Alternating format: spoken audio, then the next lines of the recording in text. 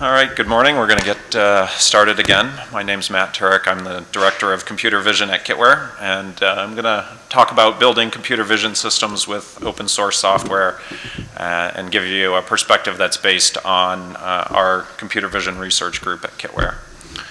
So let me tell you a little bit about Kitware for starters, just so you have that to sort of set the table for the discussion. So our group is primarily focused on research and development of new computer vision algorithms and systems. We work in a pretty wide variety of areas, from object detection and tracking through scene understanding, activity behavior recognition. We do a lot of work in 3D reconstruction and super resolution and some social media analytics, as well as media forensics. So a pretty broad range of technologies, and that I mention that specifically because that informs how we build systems and some of our design choices, because it's not like we're building just a platform for object detection and tracking. We have a pretty, again, broad range of capabilities, and we want to leverage as much as we possibly can across those various systems and components.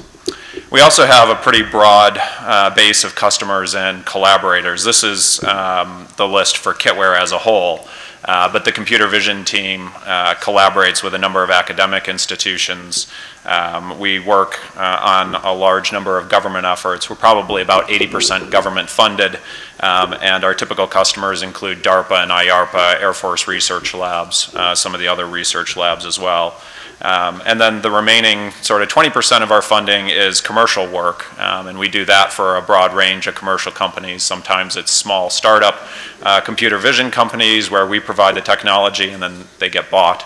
That's actually happened before, to large companies like Google and large mapping companies. A lot of that work is under NDA, so I'm not going to talk about that in too much detail. But again, I just kind of want to emphasize the breadth of people that we collaborate with, the breadth of customers that we have and the customer sets, because again, that drives the choices that we make when we go to make system design choices. And so I'm going to talk today in the context of a few concrete computer vision systems that we've developed at Kitware. The one on the left is a real-time wide area motion imagery detection, tracking, and activity recognition or behavior characterization system. And I can tell you more about some of those challenges as we get into it. That system was developed back in 2011. So as we get into some of the details and I talk about some of the architecture too, you'll see how some of our philosophy and our design choices have changed a little bit over the years. A much more recent, the two other systems are much more recent. One is a mobile ground system that takes images and video from ground cameras and also from UAVs and does real-time threat detection and alerting. So the goal for that effort was to try and detect people, particularly with weapons, at long range. And then finally, the third effort that I'm going to talk to is about commercial satellite analytics. In this case, object detection, change detection, and search. And so there's some common problems across all these these three different systems. In particular, we often end up with customers who want to deal with real-time streams of data, so that influences our choices, again, of architecture and design. And often we just have very large data sets that we need to deal with. So here's a little bit more specifically some of the system development challenges that we face. So because we are a group that's focused primarily on research, we do a lot of work, again, with DARPA.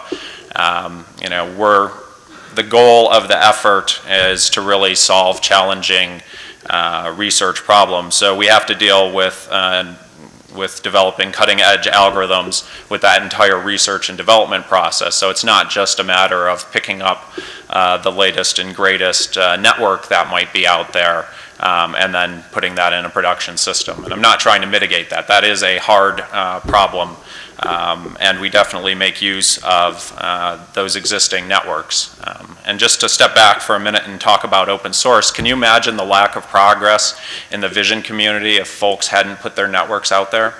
Right? So that's open source software. That is accelerating the progress of the entire research community. Other pieces of open source software can help with that as well, and so we'll talk about that a little bit more in the context of building systems. Our efforts tend to have broad technical scope too, so again, from algorithm development to deploying these large systems. So even though we're working on research programs, we're often required to produce a large operational system that can go through a concrete evaluation, and if successful, could potentially be transitioned to operational use. So it's not just about developing the algorithms or even just the software embodiment of it.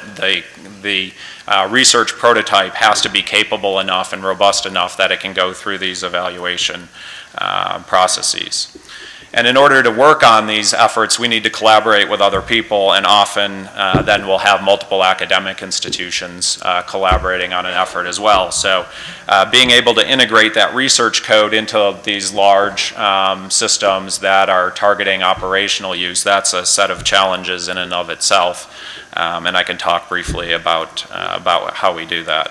And then just like those of you who are more commercial based, we also have short timelines and aggressive goals that we have to deal with. And so again, some of the way that we approach designing the system is in recognition to that, so that we can do things like decouple the design and hardening of the system from the algorithm components and allow the research and the algorithm development to sort of progress in parallel. So here's a set of design principles that we've I don't know that we've formalized them in the group, but is kind of a consistent set of things that we think about as we're developing large systems. And it starts with having a thoughtful build and deployment process. So kitware is pretty well known for CMake. We make use of that obviously internally. In particular for these large efforts, the ability to download and build a wide range of packages from sort of a common build system is a real advantage for capturing all the dependencies and building them. We've been making extensive use of containerization as well, so that gives you another way to manage your dependencies. So as you're picking up pieces of research code from different institutions, or you're taking open source software off the web, it's really useful to be able to contain those dependencies, and so tools like Docker allow you to do that. We've also been growing our use of infrastructure as code. So to go back to Jan's talk, having a reproducible way to spin up your infrastructure and to characterize your deployment and to check that into GitHub so that you have an artifact for what that is particularly useful. We have teams that are using Ansible for provisioning, and if a node goes down, they can basically reconstruct it from scratch in an hour or so. That's an investment up front, but it's a big win if you come to a field test and you have a hardware failure and you need to pull something out and stand it back up. Another area where we focused is on flexible algorithm pipelines. I'll talk about that a little bit more in the next slide. But we've been putting together a toolkit called Quiver, which is kitware's image and video exploitation and retrieval. But it really is a pluggable and configurable toolkit that sort of integrates components from multiple places, OpenCV, interfaces into or wrapping deep learning libraries. But the interesting thing about it is it's got runtime configuration. So you can have an executable for your pipeline, and you can change out what algorithms are run in that just by changing your configuration file. And you can do that at runtime, and then, of course, you maintain your configuration in version control. We also like to have loose coupling of our software processes, so we make extensive use of message passing and distributed work queues and distributed tasking. What this gives us is task encapsulation. So we can take, you can think about having that Docker container with a particular functionality in it and its set of dependencies that is a nice encapsulation of a particular component of your system, and then it interfaces through a pub sub mechanism or REST APIs, for instance, with the rest of the system. So there's not tight coupling. You don't have to build everything together, and you can take sort of heterogeneous implementations, different languages, components from different places, and get them to play together. We also try and think about scaling from the desktop to whatever our deployment environment is. So that might be HPC, it might be cloud. But the reason why desktop is important is I need to be able to have my researchers be effective without having to have large infrastructure at their fingertips all the time. But at the same time, I need to take what the researchers are doing and put it on large infrastructure potentially for deployment.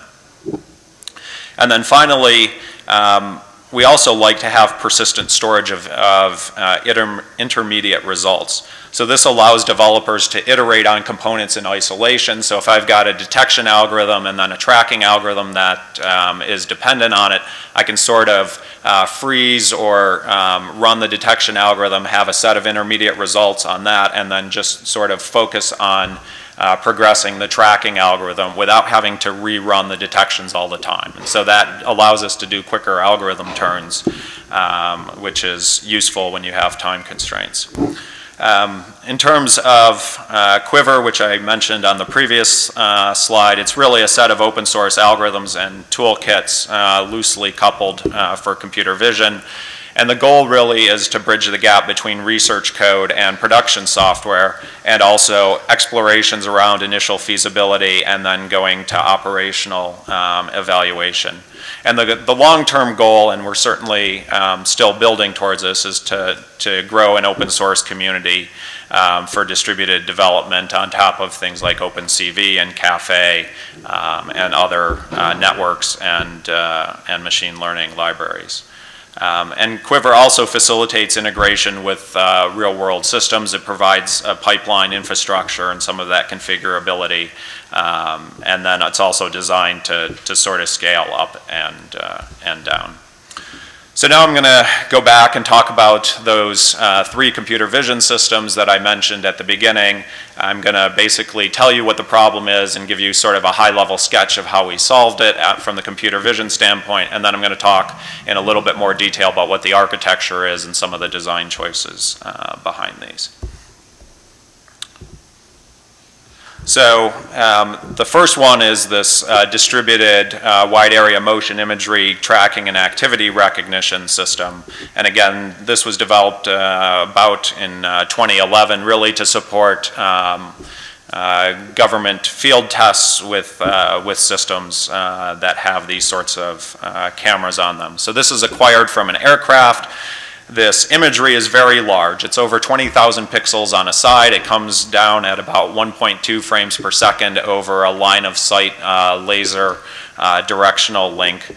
And the goal is to try and detect and track all the vehicles that are moving in the scene. And so that little right-hand video has got an example of tracking one of the vehicles that's moving through the scene.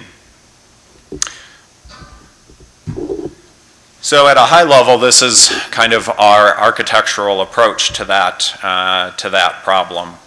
So we start by breaking those large images up into a series of tiles.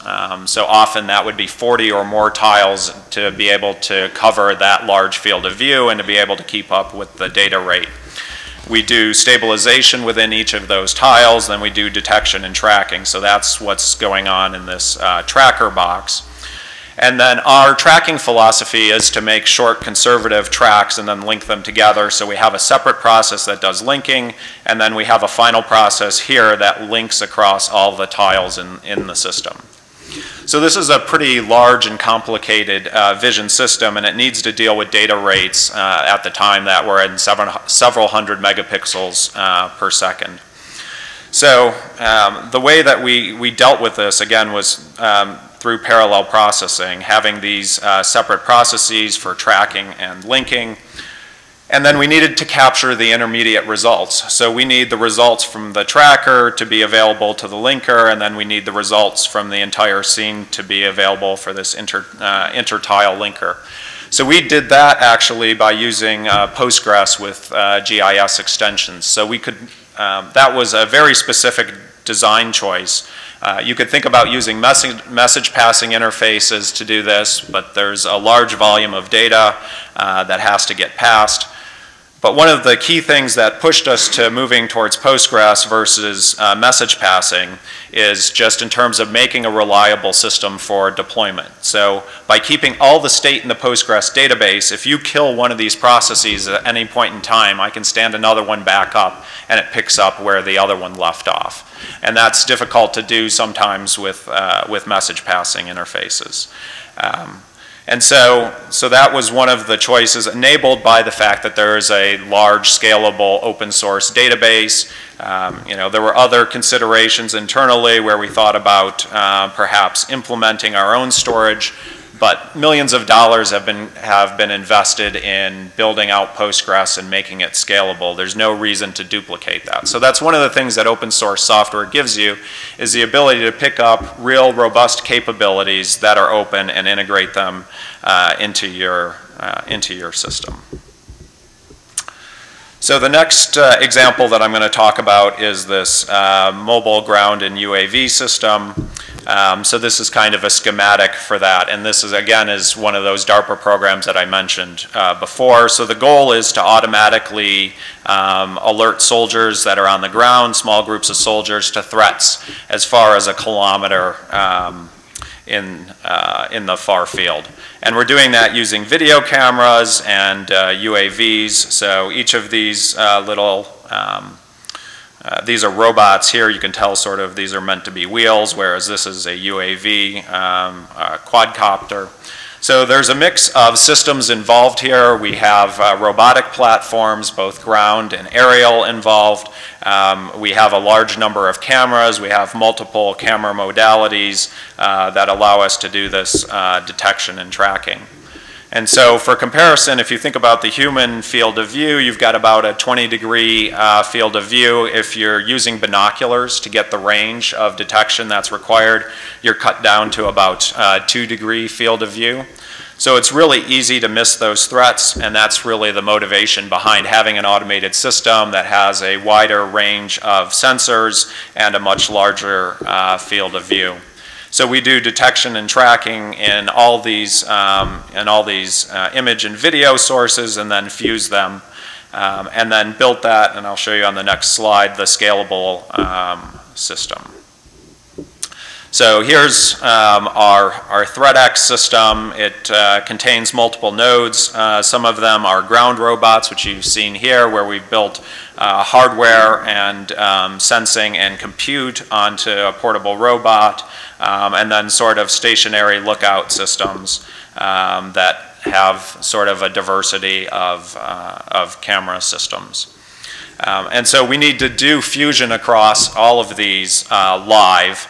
It needs to be such that it could be supported by a small group of soldiers, so we can't have, for instance, a large rack of clusters to be able to do the processing.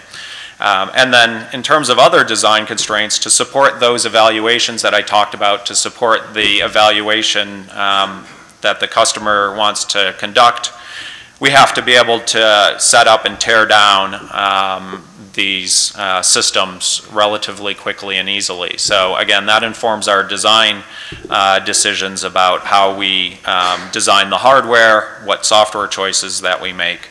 And again, this was a large collection of teams, including university performers, so we need to successfully merge those together, including subcontractors, open source technology, and things that we're leveraging from other government projects.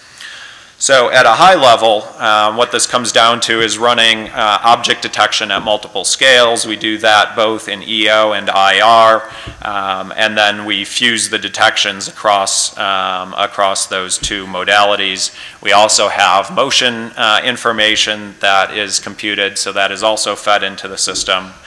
And so then we fuse the detections together for identity and then basically track them across time so that we have some consistent understanding of the identity of movers and of threats throughout the system. There's a few other elements that I'm not showing here, but we're also doing things like scene segmentation to filter things that are in the sky versus on the ground. We're doing window and door detection because you might want to look harder at those particular areas where people may be hiding. We're also doing some stereo-based filtering to understand depth as well. So the way that we've gone about architecting this system, in this case we made extensive use of ROS, which is an open source robotics platform, and then Quiver as well, and then existing open source libraries, OpenCV, Caffe, other deep networks. And so we need to manage everything from the camera drivers for a disparate set of camera collections, and then collect data which gets transmitted over ROS. That data goes to the object detection components, goes to motion detection components, and each of those have sort of their own algorithmic pipelines, which we've implemented in Quiver. And again, that gives us the ability to dynamically reconfigure these. So for instance, you might have multiple algorithm pipelines that you want to try out at a field test. In this case, you don't need to swap executables around. You can just swap configuration files. Sometimes that's handy, in particular because, you know, in the heat of doing experiments, you might forget, like, which version am I on? Now you can just go back and look at the human-readable configuration file, and you have some assurance about what exactly it is that you're running. So we leverage Quiver across the object detection, the motion detection, and the fusion pipelines as well. Quiver, in this case, is wrapping things like OpenCV and Caffe and YOLO for actual detections. And then a lot of our infrastructure, we typically use Python. It's a great way to write your glue code. It's a well-structured language, but it makes it easy to do things like REST APIs and PubSub. And then this all runs on Ubuntu as well. And then the final example is around commercial satellite analytics. And so we've been working on automated object detection, object-based change detection, and search in satellite images. All of these use deep learning extensively. And this is really built into a scalable web-based system that's implemented on top of Girder, which is an open source data management and then algorithm platform developed by Kitware.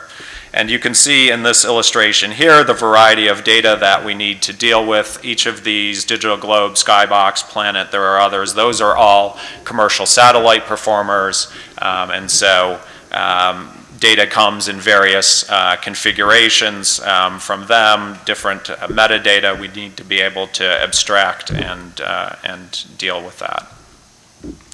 In terms of the algorithms itself, the object-based change detection, basically run an object detector in pairs of images and then compare either the detections themselves or the response map. This allows you to understand the semantics of change, so you know that it's a particular object type that came or went. And then, of course, deep learning has blown away what was the previous state-of-the-art for object detection. So what this looks like in a concrete example, here's a pair of images taken over an airbase where there's a number of helicopters, and we're able to label helicopters as to whether they've departed from the first time to the second, or whether they've arrived, or whether they're still there. So that's all implemented in terms of, again, this web service architecture. So this is one of the places where some of our design choices have changed from that earlier detection and tracking system that I showed you before. Now we're pushing much more towards the cloud and making a much more extensive use of web services and web-based user interfaces. And so the system works, a user can draw an area of interest on this large satellite image, which we can render effectively in the browser now using things things like WebGL, and then user interfaces allow them to filter based on confidence. So that's kind of the object detection and the object-based change detection. We're also doing patch-based search, which is basically a low-shot learning sort of query problem. So for instance, a user may give us a set of pixels and say, hey, can you find me something else that looks like this in a collection of satellite images? And here's an example of what that user interface looks like. Here's the query patch, and then a set of return results, and then it's displayed again in the context of the satellite image, and then the open street maps as well to provide some context. And then the user can go up here and provide some feedback on these patches, and we have a query refinement process as well that allows them to hone in on the particulars of their search. And so this, here's basically the architecture for this system. Again, we've made specific choices about distributed architecture. This one is targeting more of a cloud-based environment, and now we're leveraging components that have been Dockerized in containers. So again, that gives us a way to manage our dependencies and to take software that's implemented using various toolkits or different languages and put them into the system and play nicely with the rest of the components. And so we've made pretty extensive use of multiple open source components here. So we have a unified REST API presented by Girder. Girder has got a worker API that's basically implemented on top of Celery, which gives you the work queue and the actual mechanism for distributing jobs. Those jobs we tend to implement in terms of Quiver pipelines, so that allows us to have the configuration for each of those nodes. But each of these jobs can be implemented in different languages, for instance. So Quiver is all C++, but if I had a great Java analytic or a Python analytic that I wanted to run, as long as they can adhere to sort of the task queue API and REST APIs, I can run those. So I can have this heterogeneous system and have workers that are built on top of multiple components. In this case, we're using things like Caffe and PyTorch for some of the deep learning descriptors. And then we have a indexing and retrieval toolkit, the social media query toolkit, but that's also built on top of Facebook's large-scale indexing and retrieval engine, which is Face. And then behind the scenes, we have things like MongoDB and PostGIS to store, again, those intermediate results. So I may have a pipeline of components that run via the task queue. So for instance, when I run object-based change detection, I run the object detection. The detection results go in the database. I run object-based change detection. I pull the detection results out of the database. I run my change detection algorithms. I put the results back in the database. That provides us with, again, consistent interfaces between components, but they can be implemented in very different languages. They can be implemented using various open source libraries. And so that gives us the flexibility to, pull in components, pull in open source from wherever is most useful. And so with that, I've probably used my time, but I'm happy to take a question or two.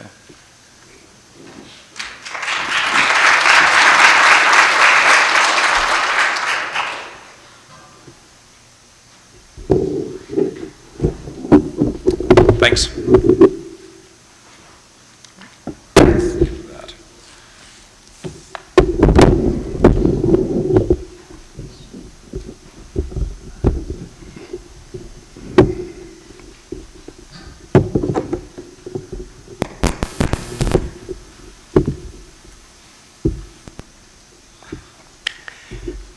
Okay, hi everyone. My name is Stephen Miller, and my talk today is called From Research to Industry, Mobile Edition, or How I Learned to Stop Worrying About Papers and Start Building Smartphone Apps. So I'm Stephen Miller. I'm one of the co-founders at Fusion Incorporated. And so this talk is about how to future-proof your research code, how to transition from academia to industry, a few hard things I've learned from growing from a team of 4 to over 50 people, and some tricks from porting from desktop to mobile, and just enough shameless promotion to justify paying for coming here. So I promise it won't be too bad. It's also about 45 minutes long as of my last measurement, so I'm going to run through it real fast. The talk is not about many very in-depth technical details. Sorry, the audience just seemed a little bit too diverse for that. Any specific library, science, computer vision really, except insofar as it informs some of these challenges. But if that sounds a little indulgent, I promise, I hope this is useful. I have some things to get off my chest. And so I'm curious to know, show of hands, who here is currently a grad student? Who here is currently working in industry already at a company? Who here is working as a pure researcher in that industry? Interesting. Okay, so I might be preaching to the choir here. But a little bit of an outline. So I'm going to give a little bit of context. That is who I am, what I did before Fusion, what Fusion is all about. Then I'm going to show some growing pains, some problems that we had going from research to industry, specifically with going from desktop to mobile, so trying to scale to a mobile space. And then I'll end with some helpful tips. Some of those are going to be general, some is going to be device specific, and some are just going to be kind of broader tips like Git flow, process management, things that we found helpful as we grew our team. Okay, so the indulgent part. Who am I? I started in robotics at Berkeley.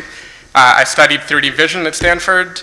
I worked a little bit on open source, and now I'm currently one of the co-founders at Fusion. And so to start with Berkeley, we were doing basic robotics with this robot called the PR2. The robot was folding laundry, towels, shirts, pants, and we were using pretty preliminary computer vision techniques, but it was how I got started in the field in the first place. And what I learned doing that is that the gap between academic and public expectation is very massive. So this happens Please shortly first look at a new report on how your tax dollars are being spent. It's going to be released later today. John Carl got it for us first, and he brings us what he found. Check this out, a laundry folding robot. Don't get too excited. It cost $1.5 million to create and takes 25 minutes to fold a single towel. These projects have one thing in common. You paid for them. They're taxpayer-funded grants given by the National Science Foundation, the subject of a scathing new report by Senator Tom Coburn. What it says to me is they have too much money if they're going to spend money on something like that. So that was my undergrad. I then moved to Stanford for 3D vision, where we worked on low-cost sensors, basically the Kinect. So we did some 3D reconstruction, some calibration, basically some helpful tools for working with 3D. I was also a maintainer at PCL, 2011 till now-ish. People who use PCL might disagree. But at the time, at least, it was the world's largest 3D image processing library with many, many, many people contributing to it. And a problem I learned when I started to try to shop this to actual investors thinking of starting a company is that consumers don't really care about tech demos. So to a technologist, a point cloud, a mesh, an Octree, the result of a SLAM system, that looks really cool. I would be totally happy to get that. But consumers say, stop wasting my tax dollars and give me all the stuff I saw in the movies. They want something that looks impressive, slick, and doesn't feel like technology at all. So the challenge here is how can you make something so sturdy that people don't realize it's research? Which leads me to the company. So our goal is you can take any camera, it can be a DSLR, a drone, it could be a mobile phone. We're going to make what we call a 3D photo, which is a surround view that's backed by a mesh under the hood, kind of like a light field. And because it's backed by actual 3D structure, you can do cool things like change the background, you can add 3D tags in the scene. And because it's 3D, it's portable to a lot of different platforms. So you could use it on a browser in a desktop, on a mobile phone, or AR, VR. And again, that's because you have this 3D structure. So it's a very versatile way for people to show off products. So under the hood, we're doing some science, of course. We're using SLAM to get a 3D mesh. But to the user, we're just going to show them magic. So they're just going to see cool effects they can add to their images. They can do segmentation. They can add 3D things in the scene. And to customers, we're going to show them ways to help their industry. So we're helping with fashion imaging, e-commerce imaging.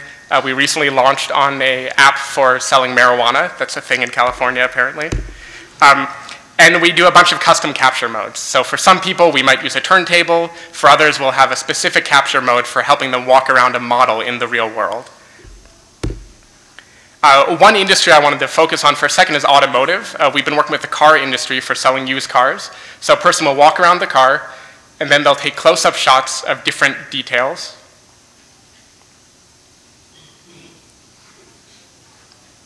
And then when they finish taking their detail shots, they're going to get this representation they can view in the web, on Android, iOS, or in a AR or VR platform that, in addition to the surround view, also shows them automatically tagged detail shots so they can link everything together. So this might not seem like an incredibly hard problem to the vision community, but to the community that has been selling things the same way for decades, it's quite a new improvement.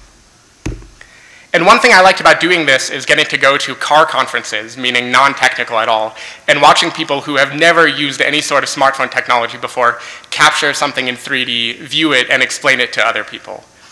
And so the big question is, how do you scale to that? How do you make something that average people feel comfortable using? Okay, so it started with busting a lot of myths. One big myth we had to get over is the myth of demo code. So a very recent example from a couple weeks ago. We had a thing in our processor called slices. Basically, instead of processing image data all the way sequentially, we were going to break it into smaller subcomponents and process each bit internally. The problem is the way it was written is for every little slice, it was firing up the decoder from scratch, marching all the way to that frame and doing the processing. This is hugely, hugely wasteful when you know that slices are going to be non-overlapping. Instead, you want to order them and just fire up a decoder once instead. So what kind of terrible programmer would write this? Well, Git Blame says me about 4 years ago. And the reason for that is that the original code didn't have slices yet. The original code just said, take this input video, fire up the decoder, run the processor, process. And when we wanted to try slicing, we said, well, let's just hack it instead. And so that hack meant all of a sudden we just shove it in this for loop and never really think about, is this hurting anything? It was a prototype, it was a demo, we were never going to ship this. And the lesson here is that bad code often evolves over time. So in grad school, I learned this, just hacking it. In this case, one of my first projects was surgical robotics. And we had this demo we showed at ICRA in 2009, I think, about autonomously tying sutures. And it was the first of its kind. It was rough for today's robotics, but it got the job done. It eventually tugged and tied the knot. But what we didn't play in that award-winning presentation is the audio behind it, namely this part.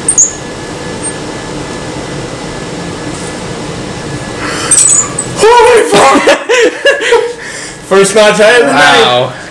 Okay. So basically, back in academia, it was easy to get away with hacking something till it worked for this one specific use case, getting your video, showing your paper, and then never having to think about any different, more robust situations. In industry, of course, hacking it is much more dangerous. You can have actual customers facing actual crashes. So what we've learned is you have to do it well enough the first time, because another myth we commonly thought of is that the engineers are going to do it for us later. When I was in grad school, my friends and I would fantasize about this world where engineers would fix all of our research code, make it magically perfect. They would do everything for us. They'd be kind of like an architect, a software engineer, and a mathematician. So they'd read my pseudocode, they'd convert my n cubed algorithm into a linear one, they'd add helpful comments that I neglected to add myself. They're going to rename variables and functions for me. They're going to write unit tests for everything. So I got to just do the research part, and the engineers would solve it later. An actual engineer, if they're good, is going to be deeply frustrated to work with brittle code as a starting point. They're going to be conservative about accidentally breaking things if you haven't made it clear why it works or what makes it work, which is very common in research code. They'll likely want your input and review so they can actually make sure it's doing the right thing. And more often than not, they're going to quarantine the messier parts of your code before they fix it, because breaking something statistical is way scarier than shoving it away and making guarantees about what works. And they'll be totally right to do that quarantining, because too many cooks can spoil an algorithm. In the beginning in the hacky research code, you knew everything 100%. And maybe it wasn't perfect, maybe it didn't run that fast, but at least you understood every line. Now, if engineers try to go in and just refactor on their own, optimize from scratch, it's going to be much more beautiful. They're going to understand maybe 60% of it. You're going to understand a little bit. But there's this weird bit in the middle where nobody is fully comfortable with why the algorithm isn't working if some statistical issue happens. So when a crash happens, The researcher is going to say, well, this doesn't look anything like my algorithm. What do you want me to do? And the engineer will rightly say, don't ask me. It's not my algorithm. I just refactored it. So a takeaway is that someone should fully understand a given block of code. If it's computer vision related, that should probably be you. That doesn't mean you can't rely on engineers to optimize things. You do, but you can't believe they're going to just magically clean up your messy code. Another myth I started with is that the platform is irrelevant. And I'm here from the future to say there will be lots and lots and lots of bugs when you try to go to mobile. Just a few examples from the past few years. In 2016, we had reports from users on a specific European Android phone that suddenly the camera just stopped sensing motion. It wasn't recording anything anymore. It kept saying you didn't move. So we put in a few breakpoints, and we realized that there was a difference in timestamps between what the camera was giving you and what the sensor was giving you. And now if you look, those differences are very, very, very similar. They're 13,107,130 seconds, or 2 to the 7th. So this means basically there was some buffer overflow somewhere corrupting 1 bit, and our code had to actually adapt to that. And lest you think this is just Android, just last year the iPhone 8 and 10 had a similar bug. All of a sudden it just stopped working. And we found here this magic number of 768,614.395. Always, always, always this exact number. It's the difference between it being perfectly in sync and completely out of sync. And I don't know if anyone here knows the significance of that. I have no idea. I've never figured it out. But this number is in our code. It works. It fixes the iPhone 8, the iPhone 10. As far as I know, they haven't fixed it yet. In 2015, we had a video decoding issue. Our feed would work fine for the first 204 and then stop forever. So what that means is you would have all these videos, all these decoders, and at the 204th, it would just freeze. It wouldn't work anymore. And the fix that we found is if you just make a symlink in between so the file name is the same, it can run forever. It wouldn't stop at the 204th anymore. Again, it existed for years, have no idea why. We only found it through trial and error. A more qualitative one, we got a report from a customer in Asia about our image data being corrupted with bright lines. We found this impossible to replicate and clearly couldn't be a function of our code. Like why would we be just adding white bars everywhere? And eventually we realized that fluorescent light runs quicker there than they do here, and in their office they were getting weird aliasing effects that our phones weren't showing anymore. And one more from 4 days ago, which tells you how recently I started these slides. We would have camera frames coming in, we have a processor, and all of a sudden, in this one weird situation, it would crash. We'd been testing this for months without any issue at all. We'd shipped it to customers. And one night, I took it into a dark garage, because that's the only place I could find a car to test on, and immediately it crashed. It crashed on every phone I had. It didn't make any sense. And the culprit was that exact lighting condition happened to make the exposure be the right amount of time to provoke a race condition that we'd never seen before. So a big question for any company to scale is how can you test for all this? Like, it isn't scalable to actually test for going in that garage, capturing a car, shipping to 1,000 different devices. But it's also irresponsible not to test for every possible case. Well, one thought is maybe you can just do it in the cloud instead. And that can work for some things, like single images. But if you're working with actual real-time visual data, you're looking at shipping 200 megabytes. In most cities, you're going to be lucky if that takes 5 minutes, and Apple will usually have killed you by then. So if you want to actually scale, you can't really assume an LTE. You need to do a lot of things on device and ship just the bare minimum. Another myth is, well, I can just save it and do it offline on the phone then. Then it can just run my C++ library. The problem with doing it offline is you have 1 minute of 1080p capture, so at 60 FPS, you're looking at 3,600 frames. If you have some simple thing that's like 10 milliseconds, it's still going to take 30 seconds of just sitting there while it runs. And that's ignoring decoding time and all the other stuff that's going to actually slow it down. So even if you can do anything online, you should do it, because attention spans are very, very slow. We found making people wait 30 seconds for something to happen, most of them are going to have moved to Instagram or something else before they even let you finish. Then Apple's going to kill you and you have to start over from scratch. Another thing we had to grow out of was that it would be just like a lab. We could wing it. So in the beginning, it's us and a handful of colleagues who knew every line of code. We could move extremely quickly with no code review because everybody knew everything. And meetings made us think of Dilbert. They seemed like a huge waste of time. But eventually, when you have over 50 people, multiple products, multiple deadlines, and actual customers, it's just way too complicated. You can't possibly do everything yourself. And you need to find a little bit of process. So you need some formal process. But in my last bit of cynicism, process solving it is also a myth. So a primer on process. Step one, somebody commits to an insane deadline. It fails, of course, because it was an absurd deadline. And then everyone wants to blame process. If we'd used Jira, this wouldn't happen. If we used Trello, this wouldn't happen. You should have read the Lean Startup. What about Scrum? It's been Scrum the whole time. The truth is that process is really useful. Tools like Jira, tools like Agile development that help you formalize your process will help you move quicker. But if you commit way too dogmatically to it, you're not going to get anywhere. It takes some gentle balance between useful tools versus imposing something your engineers won't like. So okay, enough of the myths. What should I actually do? One tip that we learned the hard way is to beware of CVPR syndrome. Typically, we would go to a conference and walk away thinking, we can implement everything. Why don't we just predict when a user wants to stop recording? Why don't we use super resolution? That'll help. Why JPEG? There's this new compression scheme that works way better. Why not use a neural network to handle everything? And again, you keep building things until what you have is this crazy Swiss Army knife of a code base. Which reminds me of an SNL skit that I love. This is pretty big. It gets bigger because we bake it in a corn husk filled with pico de gallo, then wrap that in an authentic Parisian crepe filled with egg, Gruyere, merguez sausage, and portobello mushrooms. Can I eat it now? Sure. But not before we take the whole thing and wrap that in a Chicago-style deep dish meat lover's pizza. Pizza? Now that's what I call a taco. Well, So the thing is, it's going to get complicated on its own. It's going to become that taco town whether or not you pile on all these other features. There's customization per customer. There are going to be exceptions for things you never thought of before, optimizations for specific devices that go way down to the grind. There's going to be battery constraints that you never worried about that force you to totally change your algorithms, and about 1,000 other different edge cases. So the big thing to take away here is don't reinvent the wheel. Eventually, you're going to have to implement everything yourself. But at the start, you should use whatever tools you can to get running as quickly as possible. Most of the reasons you hate a current code base, like your own, whatever linear algebra code base you use, is because your own hasn't had to grow to be as robust as theirs did. And over time, you're going to see your own code get just as messy, but with way less support. So ideally, you only waste time. Worst case, you waste years and years of debugging and it never works. So whenever possible, if there's low-level things everyone agrees upon, like Boost, Eigen, OpenCV, if you get a chance to use it, use it. It's going to make your life way easier. Okay, so try to keep your algorithms cross-platform as much as possible. In our code base, this means we have a computer vision library that's all C++. That makes a static library you can run on Linux. And that repo has algorithmic unit tests, debugging tools, and that all lives on its own. This is what the researchers primarily work on. Then we have an iOS repository that's going to absorb a framework built by that, and then in its own language, so Objective-C or Swift, will build all the iOS-specific things plus unit tests.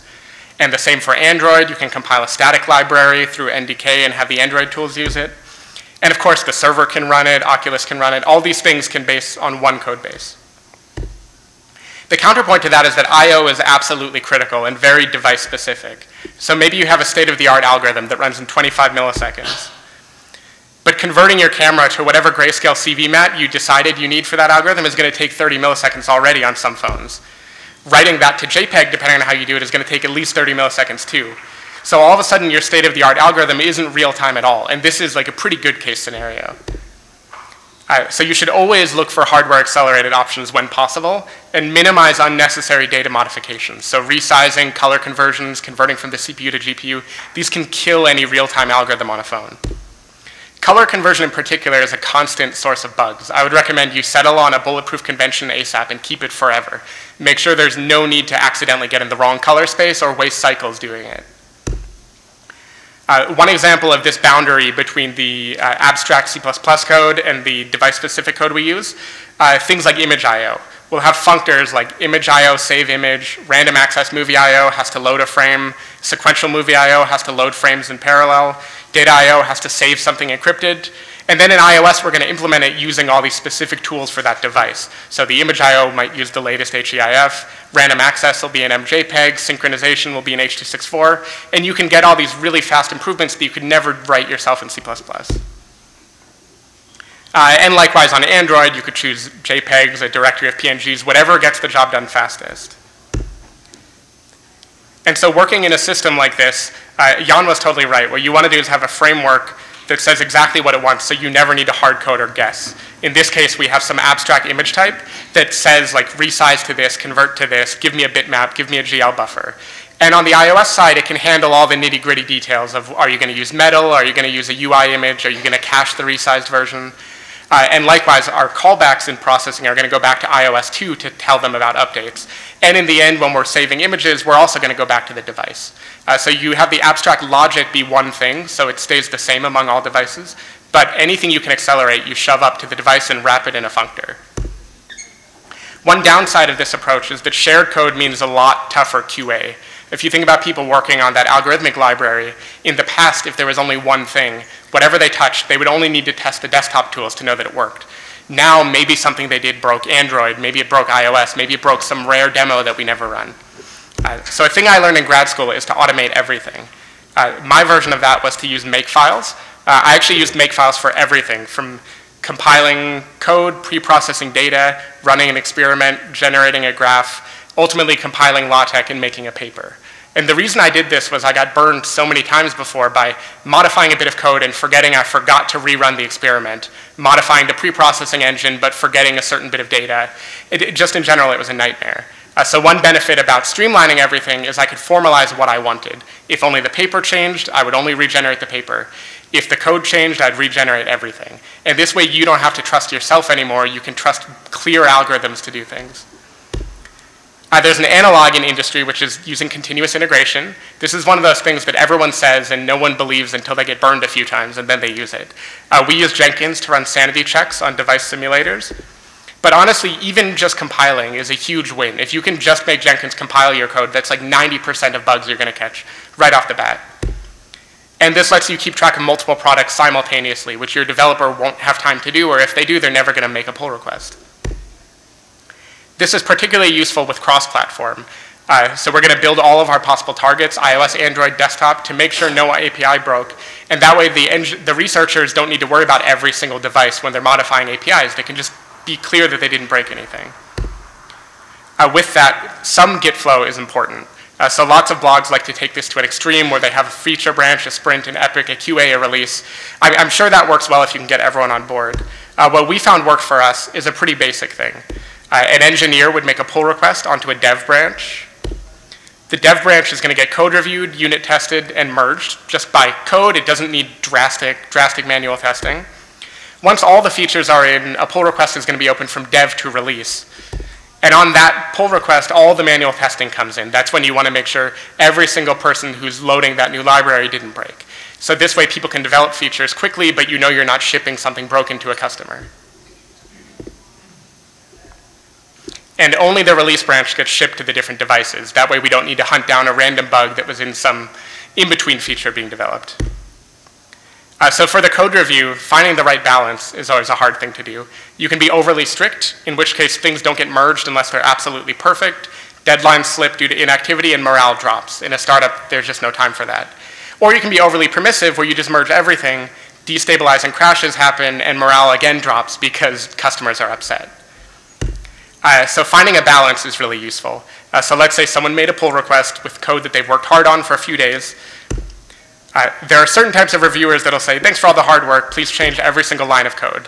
And then they're going to give some extreme review line by line, put a comment here, rename this, rename that. And so one thing I've learned from Dan Savage is to have healthy expectations in relationships. So he says there's no one perfect. Everyone is at best a 0.7, and if you're good, you're going to round them up to a 1. You're going to round them up to perfect.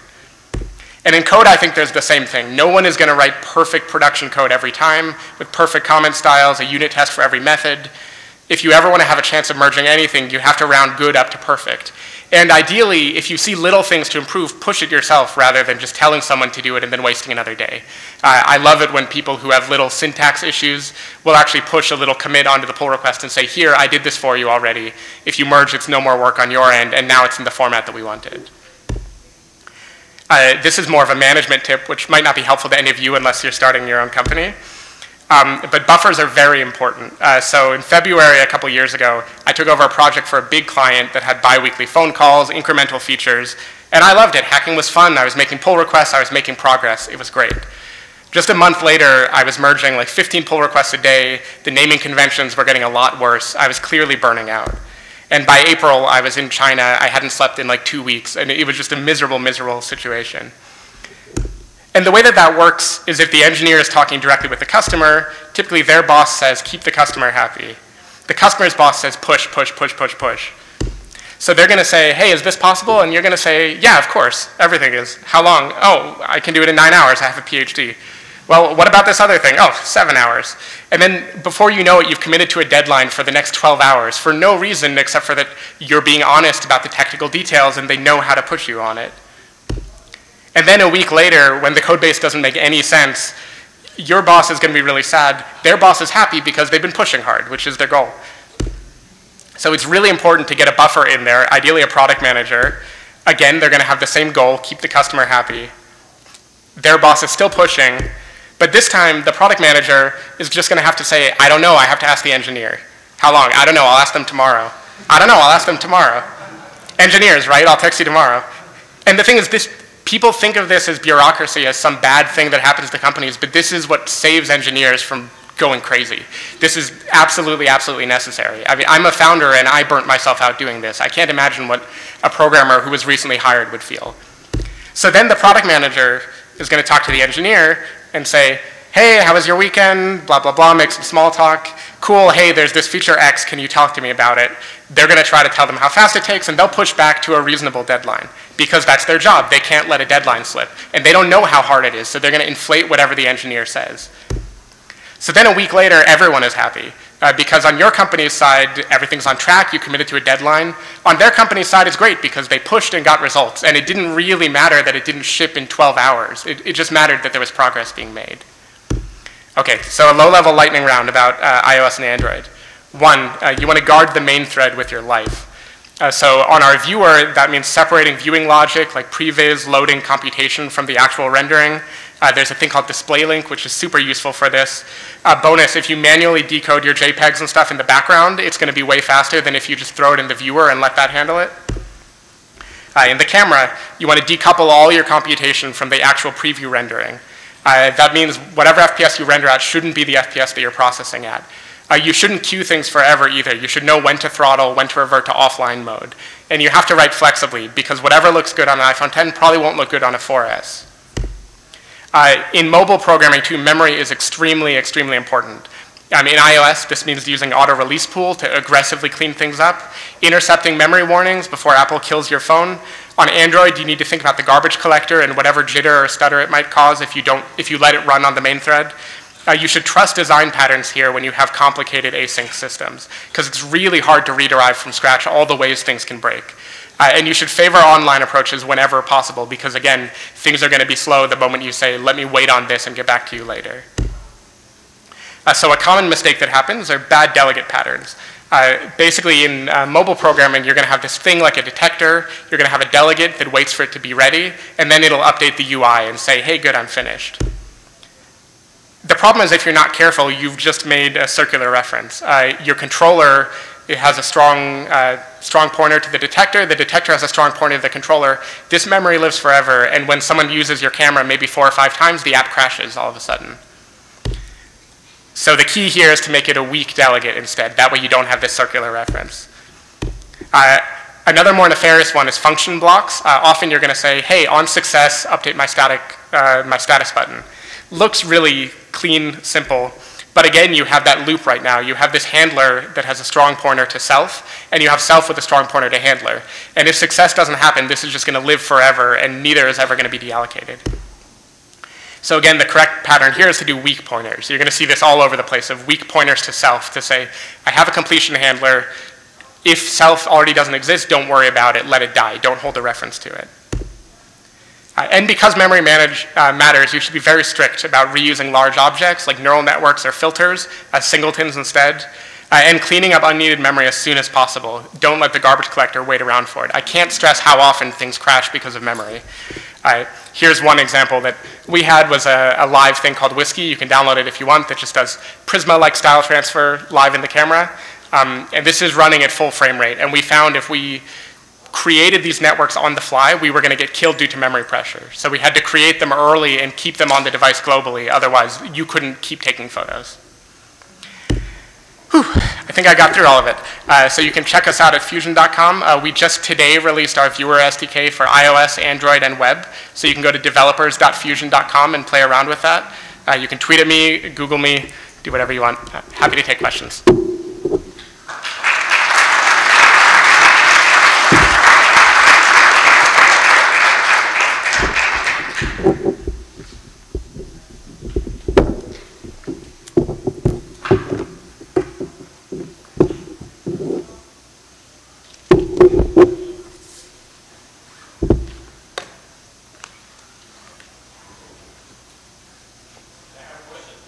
Oh, yep. Do we have any tips for establishing the process, particularly lightweight process against the very complex hard process? Yeah, I think it needs to be collaborative, and you need to get buy-in from the engineers.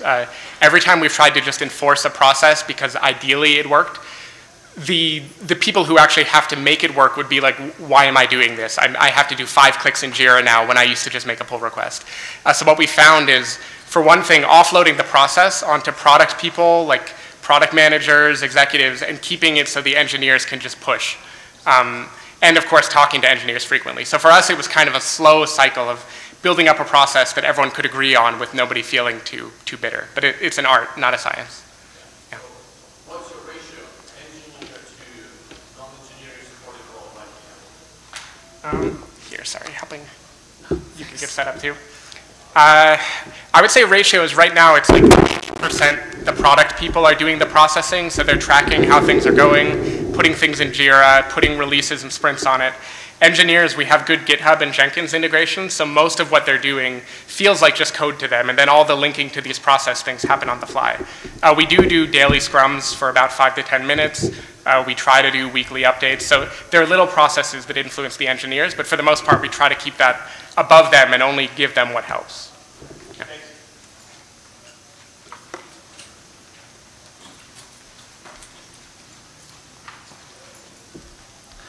Okay, thanks everybody. My name is Tim Franklin. I'm an engineering manager at Microsoft, and I'm here to talk about transfer learning and embeddings use in software engineering.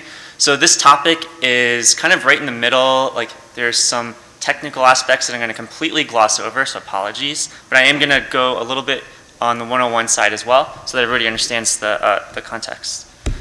Briefly, the types of computer vision scenarios that my team works on is image and video search, storytelling, video highlights, content editing, video streaming analytics. And so here you can see some screenshots of some of the products we support, like Stream, the Photos app. There's online Photos applications as well. We also are working on 3D understanding. So we have this website, remix3d.com, which is a repository for 3D models. There's community models. There's Microsoft provided models. We have a mixed reality viewer, so you can render 3D models in scenes using some basic SLAM tracking situations. We also have Office 3D model integration. Not everybody knows about this, but basically you can drop a 3D model into Office applications, which can help with your storytelling if you're in the space. One thing that I want to discuss is the analysis pipelines for media understanding. So within the applications I just talked about, we have tons and tons and tons and tons of assets. Daily, we've got something like 100 million assets coming in, flowing through our systems. We have stuff running on client PCs. We have stuff running in the cloud. And generally, this is how our analysis pipeline works. Is we've got these streams of content coming in. We analyze them. We store the assets someplace. We store the metadata someplace. And then user experiences are powered off of the combination of those two things. And we'll get to some of the challenges there soon.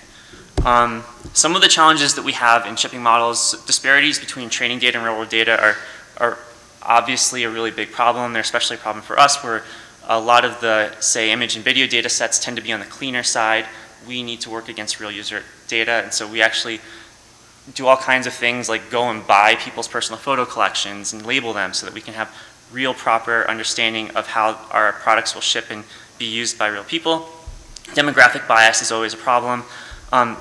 Building the experiences, this is actually a talk that we didn't really have as part of this tutorial session that maybe we should have talked about explicitly, is building applications designed for failures. I think some of the other presenters touched on this briefly, but ML tech always fails, and the more you can bake in those failures by design so that from the user's perspective, there's a quick remedial solution to any kind of failure, really bridges the gap between magic and complete failure. Deploying large models, compute costs and platform diversity, updating models and providing consistent experiences through the update process, and deriving new insights from previously processed data. So I'll touch on some of these things through this presentation. A brief statement on inference.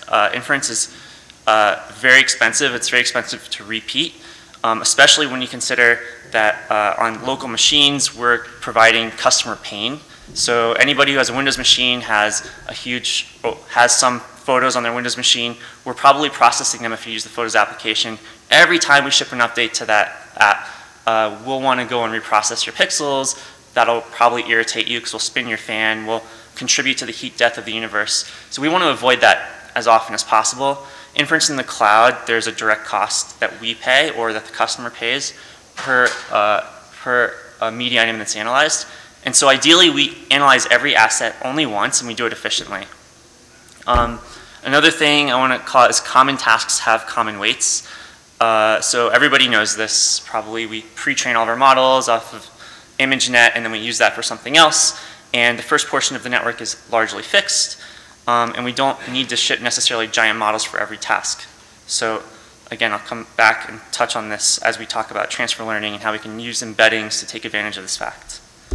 And the last thing on inference is extremely hard, and anyone here who's in the process of shipping models probably knows this. Across all the variety of platforms you may want to run your models, there's 1,000 gotchas and custom questions and answers. In the cloud, there's lots of different compute options. On the client, there's lots and lots of different compute options. If you're in the Windows space like I am, then there's a lot of latent compute on desktop machines that's extremely diverse. So you've got, basically every Windows machine has a GPU of some sort. The number of those GPUs that you can run CUDA on is a tiny, tiny slice of that population. If you wanted to go and hodgepodge, support all of the different options, it's very expensive and time consuming. This is my only plug in this whole presentation, I promise, but Microsoft has a new product called WinML, and that's basically an abstraction layer on the GPU. It saved my life. Basically what it does is extend the DirectX analogy of abstraction layer on GPUs to deep learning. And so basically you can run deep models on most GPUs that are deployed on desktop machines, like the vast, vast majority. And so that means faster inference. And also having a common model format like Onyx really simplifies things, because previously my team was building models across basically every framework, and we had to have a custom solution for how we had all these models fit together. So snapping to a common format has been a lifesaver for us. Okay, so with that, on to the main topic. So transfer learning and embeddings and how they can help mitigate some of these problems. So if anybody doesn't know what an embedding is, or the term embedding, it's basically a latent representation of some content. So in this very technical diagram example, I have an image and I distill it into this tiny vector, and this vector basically has some of the semantic meaning of what that original content was and enables me to do something interesting with it. Places where embeddings show up. So this top image is an autoencoder. And autoencoders actually exist basically to help produce these embeddings. So you have some input image, some output image, and you want them to be identical. And then you bottleneck the network into some tiny representation. And so if you have trained your encoder properly, then that latent representation is a very good representation of your input image, and then you can use that for all kinds of interesting purposes. Another example I'll call out is the way that we used to train face recognition many, many years ago is we would just train a classifier. So Bill Gates in, we'd say, oh, that's like, row 474, that's the Bill Gates identity. And then we'd strip off the classification layer, and we would just do a cosine distance on that last layer. We would call that the face exemplar. That's just an embedding. Nowadays, we don't train face recognition models that way. We just directly train the embedding, but these are places, I hope this helps articulate what I mean by embeddings. So how do we use them in production? We use them to reduce compute.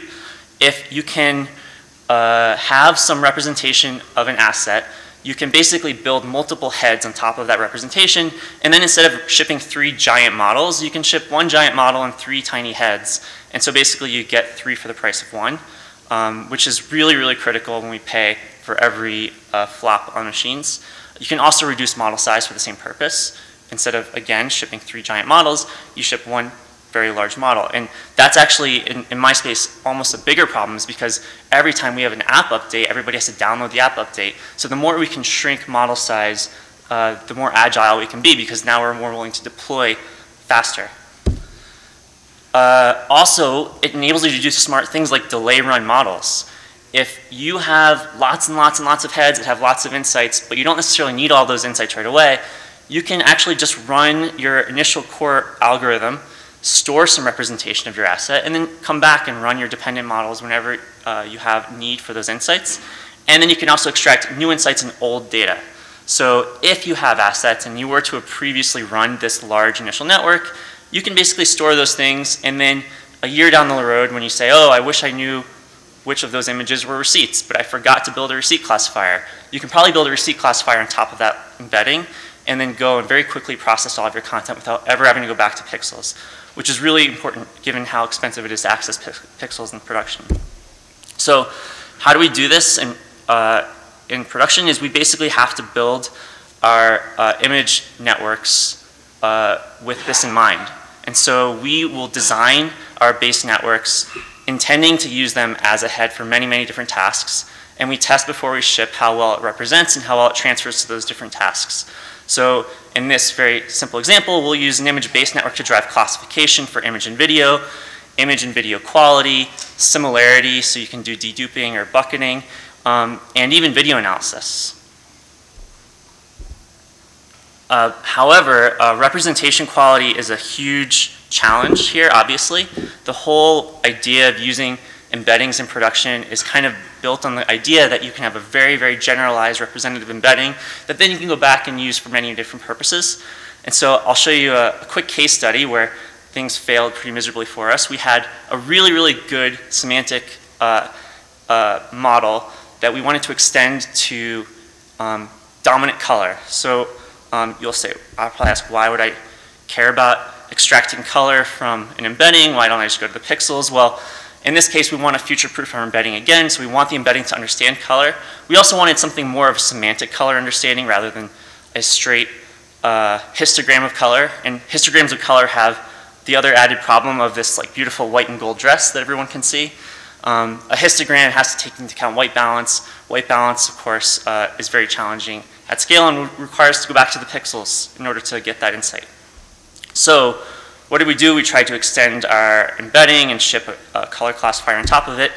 And we found really, really poor transfer for most classes, with the exception of green, teal, and blue, which were okay. And of course, what was actually happening is we had lots of classes that had green, teal, and blue baked into them, like sky, water, pool, reef, forest, tree. And so our classification head was basically learning a strong correlation between colors in these classes, and definitely not proper transfer for color. So we had to retrain. Of course, when you do a full retrain, we have very, very good representation for colors, but now we have to go back to the world and reprocess all of the pixels to get this new embedding, spending literally millions and millions and millions of dollars. So we try to do this as few times as possible and to future-proof our embedding so we never are in a situation like this. So that had a pretty good overlap. We wanted to extend an image classification model to have more classes. There's other places where you can use embeddings that aren't exactly a direct overlap. So one of the things, for example, is we want to be able to support emotions and face recognition simultaneously.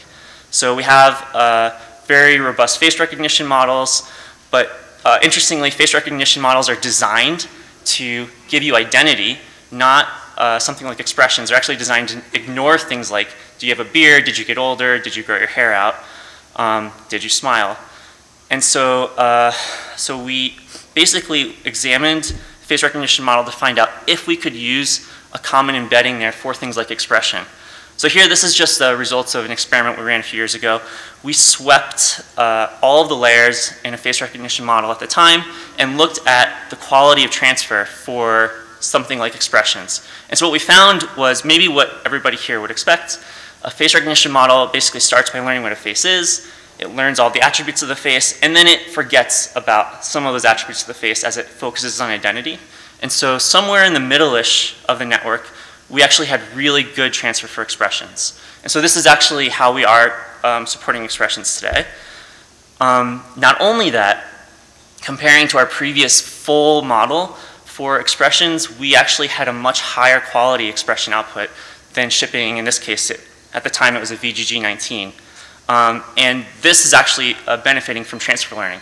You have a really robust model trained on millions of identities, and then you have a much smaller data set for emotions. And so we're able to train this expressions network using just that emotion data versus the whole network we were training on just that data. Yeah, so it's, in this case, we actually had a better end model. Often, by using embeddings, you're actually not going to have as good of a result as shipping a bunch of dependent networks. It's a trade-off of performance versus quality. Okay, so how do we extend this approach further? There's lots and lots of other types of media in the world. As mentioned earlier, we have 3D objects in Microsoft products. We have documents. We also want to improve the embedding quality.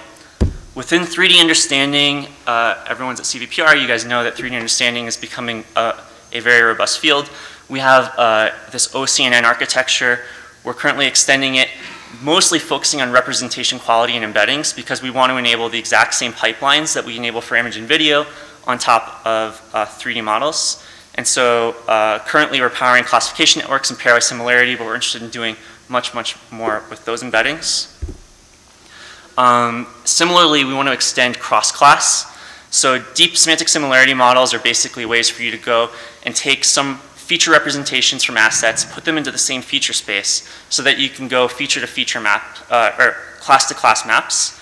And so we have DSSMs that basically will take an embedding from one class, an embedding from another class, and map them into the same feature space so that in this fake example, a baby eating on a high chair would return that image, or if you search for that image, you'd get the ability to rank text, or you can go image to image. We are interested in extending this further. This is an active question that we have that we're exploring, is if we were to just fully train our pre-trained networks per class using a DSSM, would we actually have better embeddings as a result and better transfer? And we don't know the answer to that question yet, but it's super interesting. So we talked a lot about embeddings and how we future-proof embeddings. The holy grail for future-proofing embeddings would be to use an unsupervised approach. The reason that the original embedding didn't transfer very well for color is because we didn't have any color in any of the original training data. And so basically we're in a world right now where we spoon feed our models, and as a result we get models that are very good at regurgitating what we asked it. The ideal world would be with an unsupervised system, we never asked a question, it just learned to actually represent the data. So that autoencoder I mentioned earlier, that is a way to unsupervised represent data. Autoencoders are actually really, really terrible, though, at transfer and true semantic understanding. So here's an example, again, from a few years ago, where we tried to actually quantify how good a naive autoencoder would be at domain transfer, in this case for flower classification. And it's ridiculous. It was like 17% accuracy versus the fully supervised approach was approaching 90%. So autoencoders are definitely not the right approach. But there's been a lot of progress recently. Just two random papers, but there's hundreds of papers in this domain, SplitBrain and RoteNet. This new approach for autoencoders is if you force the network to do something that requires semantic understanding, you'll end up getting a bunch of actual representation in your embeddings. So in the case of SplitBrain, they basically forced it to do some cross-channel prediction tasks. So they split some of the channels or did luminosity and tried to predict another channel from that. In the case of RoteNet, they would just arbitrarily rotate images and made the network understand the rotations. In both cases, in order to properly represent the image, the network not only had to learn what happened, it had to learn the deep semantics of what happened. And so in the case of RoteNet, you can see that their classification it's not amazing. It's the top one ImageNet classification. It's 50%, but it's getting there. It's getting way, way, way, way better than autoencoders ever used to be. And so this is definitely a very interesting future path for how to build embeddings that are future-proof. We're also interested in extending to other domains. So everything I talked about here was just single frame images for classification type activities. For things like detection, depth, and segmentation, there's a spatial understanding component as well. And definitely if you're baking everything down to 128 floating point vector, you're probably missing some of that spatial understanding. In the case of segmentation and depth, there's also upscaling requirements that are probably going to be very challenging if you're throwing away the original pixel and just keeping this tiny representation of the original asset. In the case of video, anyone here who's working on video probably saw there's like a very naive approach if we're using an image-based model because implied in there we're doing per frame analysis and then we're doing something cross-frame after the fact. We're very interested in time domain embeddings and how far we can take video understanding in this space, and there's a lot of active research there as well. And then perhaps the most interesting one is domain transfer. Just like unsupervised approaches, if we can also just simply use enough synthetics, we can bake the right level of embedding generality. And so with that, brief acknowledgements of some of the people who contributed to this deck, and open up for any questions.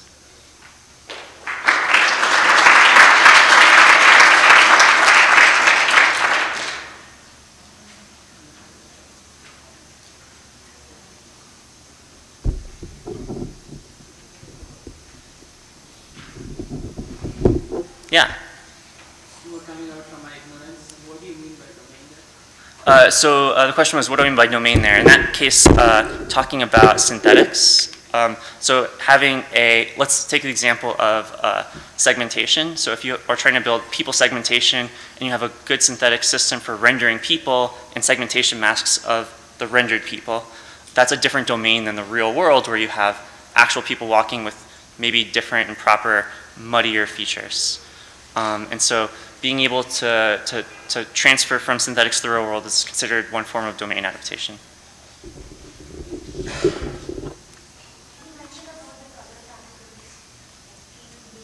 Mm.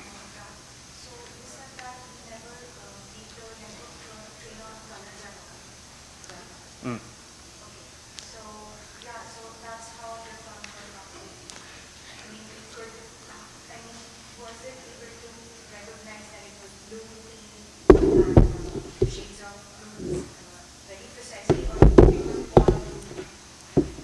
Yes, so the question is, we didn't originally train on colors, and so how were we able to classify those colors after the fact? Or? Yes.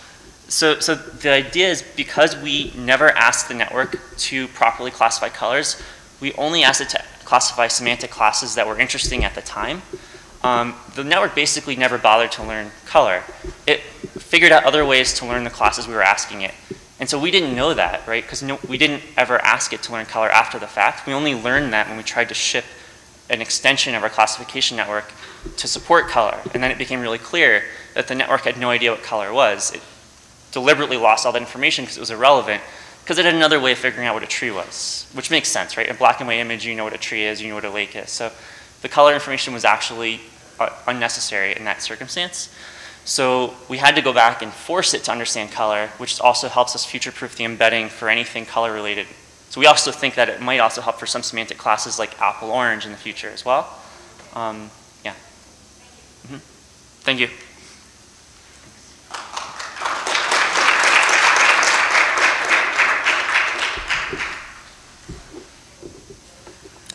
Good morning, everyone. So we just had a great presentation about research to prod in mobile, but wait, how can you leave out cloud? So here it is. So my topic today is research to prod large-scale visual recognition in the cloud. So to make a complete combination. So first, a few words about myself. So basically, my name is Wei Xia. So I obtained my PhD in NUS, and during my PhD years, my research mainly focused on like image recognition. And beyond publishing papers, I also participate a lot of this kind of object recognition competitions like Pascal VOC and then ImageNet, and luckily won several awards. And then I went to the Bay Area, co-founded a startup called Obvious, and acted as a chief scientist. And during Obvious, we mainly did two things. So basically, first we built a recognition API platform that provides all these kind of cloud visual API services. And also we integrate those kind of capabilities into a 2C consumer end intelligent photo album called PhotoTime. So actually it was the first intelligent photo album at the market. I think it was released in 2014, half a year ago before like Google Photos. And then in 2015, Obvious was acquired by Amazon, and the PhotoTime has been integrated into the Prime Photos of Amazon, and the recognition API has evolved into the Amazon Recognition. So that's a brief background. And my outline today is I'll first have a very brief introduction about what kind of services we're going to provide in AWS Computer Vision. And using a case study of Royal Wedding, which is a recent event that are utilizing AWS Recognition to help us to learn how to build similar CV end product. And then most of the talk will be focused on to sharing some of the experiences along my journey from research to prod in both the startup and the big company like Amazon. So I'd like to share some of the difference between like research and prod, and what kind of end-to-end infrastructure is needed to facilitate such kind of transitioning from the research to prod. For example, like you need to have a very efficient and large-scale data pipeline. You need to have a fast and iterative training and evaluation system. And also, of course, you need to have a very scalable deployment system. So first, so for recognition APIs, we are a deep learning-based image and video content analysis service. So it was launched in Amazon reInvent 2016. At the image side, we now support the following features like label detection. We can detect like thousands of curated objects and scenes and concepts accurately. And also we provide this kind of test image. So basically you can localize and recognize the test from an image. And also, of course, we have face detection and recognition, large scale. And we also provided this kind of content moderation to filter and flag this kind of unsafe or explicit content on the web. And of course, we have celebrity recognition for a specific domain usage. And in 2017, we extended most of our API from the image to the video, like the object detection, face detection, content moderation, celebrity recognition. But also, we extended some of the existing APIs, like in the object detection, because for the video, in this kind of scenario, you have some context information. So we also provide an activity detection API that can utilize or incorporate information from the temporal. So that we can not only detect the object, but also some activities like birthday party, like people hugging, kissing of each other, so that you can kind of curate your video files more efficiently. And also we provide this kind of person tracking. So with recognition video motion-based, this kind of video analysis capabilities, you can track people through the video even when their faces are not visible, or as the whole person might go in and out of the scene. So this will support a lot of potential applications like sports video analysis. For instance, you could use it to track and analyze the soccer players at the World Cup. So here's some demo about our human tracking and general scene recognition. So basically you can see that most of the 5 persons can be tracked and with the trajectories displayed. And also some of the other concepts like car and dog. Here's another demo about face detection and verification in a live streaming camera. So let's assume this is in a cloud camera in your Amazon, in your door, so that you can connect it to Alexa and to some other IoT devices. So you can validate this is the host of the family, and will try to maybe alarm the unauthorized person to visit your house. And beyond general human detection, so this is a more high-level activity recognition. So basically, you can recognize this is a party, and there's some like human hugging and opening the present.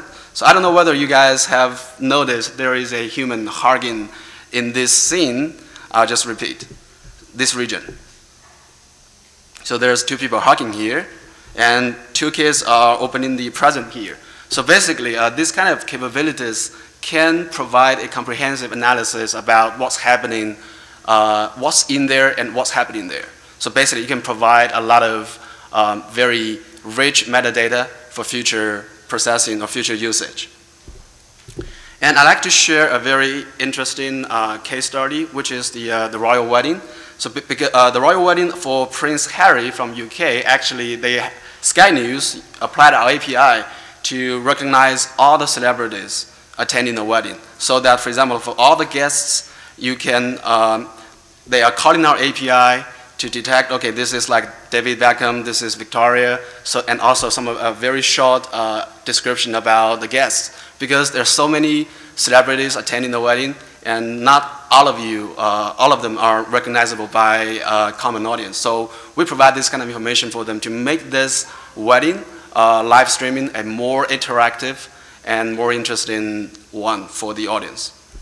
So this kind of event was well received. So I'd like to show how we can build such a similar end product using our services. Basically, it's very simple. So for example, in order to build this kind of celebrity recognition services, you need to first index all the faces into a collection. So for example, for the camera or live frames or stored images, you have to first upload the images to, let's say, S3 or some other cloud storage. And then calling our API, let's say Lambda or recognition services, we will try to process all the images efficiently and kind of index them with the metadata, with the face ID into a collection and a database. So this database is fully controlled and managed by the user and in a secured way.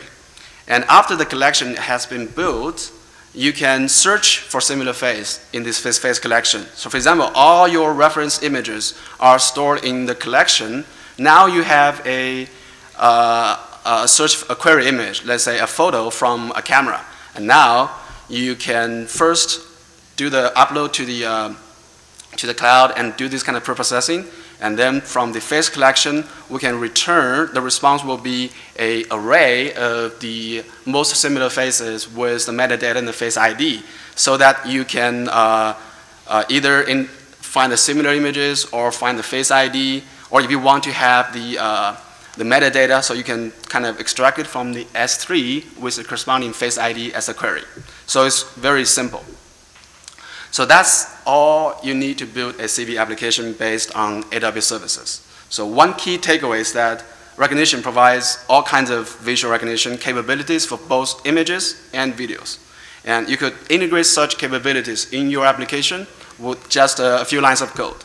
So I think that's all for the pitch part. And beyond what we can do, I think you will be more interested in how we do it. So we all know that to build a complete CV system, you have to make every component right and clearly define the boundaries between the science and engineering about the transitioning, about interface, about the handover. So as a famous saying that the devil is always in the detail. There's thousands of times, thousands of places that you can get it wrong. So I'd just like to introduce some of the tech details under the hood. So first, I'd like to highlight some key difference between research and production, in my opinion. So first, from the algorithm part, in research, algorithm always focus more like novelty, and usually try to solve a predefined task and performing on the predefined benchmark. But in production or in industry, stability, accuracy, and efficiency are very important. And usually you have to integrate your system, your algorithm, into a systematic pipeline. So there's a lot of constraint, a lot of trade-offs you have to make. You cannot just only focus on one metric. And the second is the scale. So usually in academic, the model is smaller, the data set is smaller. Like in the orders like a million data set, like ImageNet. But in industry, the orders of magnitude is much larger. Let's say for our training, we're using like hundreds of millions of training samples, or even more. And also another key difference is that research usually focus more on training efficiency because they want to do a lot of experiment in a short amount of time. But in research, in industry, we care more about inference because that's the money. So because once you have trained the model, you deploy it to the cloud, and all the costs are from inference. So you want to make sure that your inference efficiency is high, and also it can be sustainable to a large scale. And the third case, I think, is the most important part of the use cases. So for research, let's say take classification as one example. We're using like ImageNet, Pascal, VOC, but that's it. We're trying to saturate or trying to, it's a little bit overfitting our performance on that benchmarks. And that use case is kind of like narrowed and fixed. But in industry, because we are providing this kind of cloud API platform, you cannot anticipate how the customer is going to use it. So there's a lot of interesting and even unexpected use cases you have to cover. So it's an iterative process. You have to listen to your customer, getting feedback, and update your data set, and okay, try to retrain your model, fine-tune your model, and to cover that kind of various scenarios and metrics. So then there's a problem which is very important. You have to have a system and the process to make it, to have this kind of very fast iteration, from training to evaluation to deployment. So here's a kind of like a process graph about how a CV product is developed from a product requirement to launch at Amazon. So for those of you who are not familiar with this kind of PR FAQ, so it's kind of like it's kind of like a product from Amazon leadership customer obsession. So because let's assume you want to build a product and expected that, okay, one day the product is launched. What's expected PR news you're going to write to the general audience? And what kind of facts you're going to expect from customers? And then you work backwards and try to anticipate the questions, anticipate the problems, and answer that beforehand. And then you according to that PR FAQ, you make the plan. So basically, the science team will kind of review the PR FAQ and this kind of requirements to understand the feature and determine whether new data is required or just a new model is need to train. So if new data is required, then we go to this direction. So the data requirement document will be created and handed over to the data team. Okay, we need to acquire such kind of face data, such kind of image data, and annotate by the bounding box, annotate by the labels.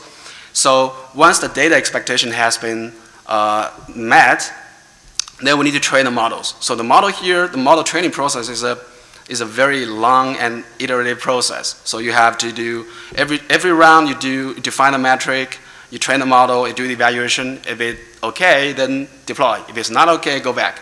So generally, and also for the data part, it's very hard for you to get all the data in just one batch. So basically, you have to iterate too. So to facilitate this kind of research cycle and speed up research cycle and facilitate this kind of transitioning from research to prod, this kind of system or infrastructure is definitely needed.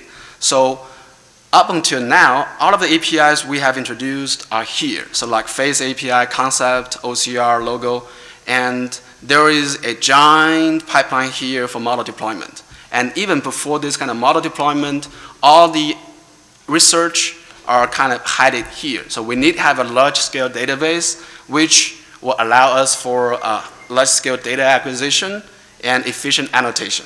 And after data is ready, we need to have a training system, for example, like multi-GPU training to handle those large-scale training data, and real-time monitoring and evaluation system, a visualization system to help us to monitor the experiment process. And after the model is trained, you have to validate and evaluate. So this is an iterative process. And also, the model you train can get a feedback to provide this kind of guidance to your next round of data acquisition process. So this part is definitely is a giant infrastructure that you have to build in order to support these few APIs that we displayed or exposed to public.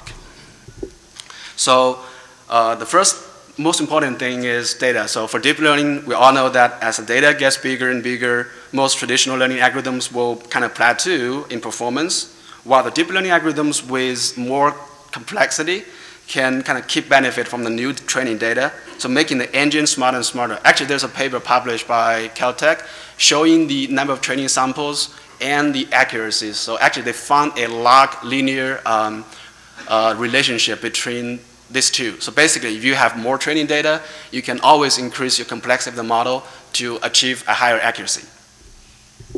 So yeah, so data is so important. So we need to have a data pipeline. So basically here, you need to have a data sourcing. So for data sourcing, because like for label classification, you have thousands of labels. And the taxonomy is a very important problem you need to solve first. Like, there's a lot of ambiguities, like I think as introduced by the previous presenter, that the stop sign, there are all different kinds of stop signs. And also in general object, there are different definitions of a single object. So we built a knowledge graph to kind of model the taxonomy and also the relationship between the labels, so that this kind of knowledge graph can be used for data sourcing and also can be used in the training process. Like you can utilize some hierarchical laws, some other loss function, utilizing this kind of pairwise or hierarchical relationships. And during the data annotation and verification process, this one is kind of like a iterative process. Basically, currently we are kind of involving the mechanic Turk with a human-in-the-loop active learning schema. So basically, you have existing model, you try to use that model to predict some labels, maybe noisy, maybe not accurate, it's fine.